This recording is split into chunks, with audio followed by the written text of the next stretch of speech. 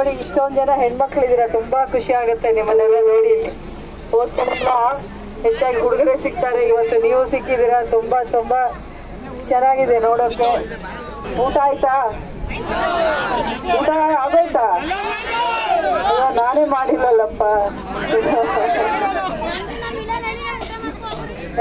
ಯಾರದು ಕರೆದಿದ್ದು ಅಮ್ಮ? ಎಲ್ಲಿ? ಅಯ್ಯೋ, ಏನ್ ಅಡಿಗೆ? ಏನು ಮುದ್ದೆ ಸಾರು? ಅದೇ ಸಾಕಮ್ಮ, ಅದಕ್ಕಿಂತ ಏನೇನ್ ಬೇಕು? ಅಂಬರೀಷ್ ಅಣ್ಣನಿಗೆ ತುಂಬಾ ಇಷ್ಟ ಮುದ್ದೆ ಸಾರು ಅಂದ್ರೆ. ನಾಟಿ ಕೋಳಿ, ಕೈಮಾ ಉಂಡೆ ಎಲ್ಲ ಇಷ್ಟ ಅವ್ರಿಗೆ.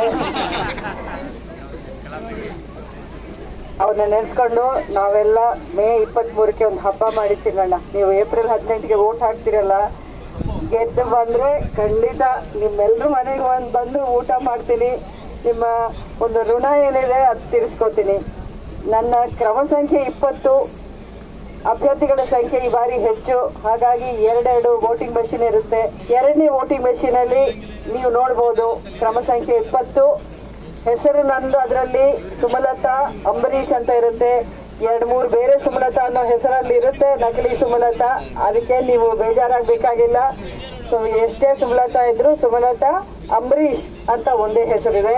ಆಮೇಲೆ ಫೋಟೋ ಇರುತ್ತೆ ಜೊತೆಗೆ, ನೀವು ಸುಲಭವಾಗಿ ಕಂಡು ಹಿಡಿಬಹುದು ಅದನ್ನ ನೋಡಿ.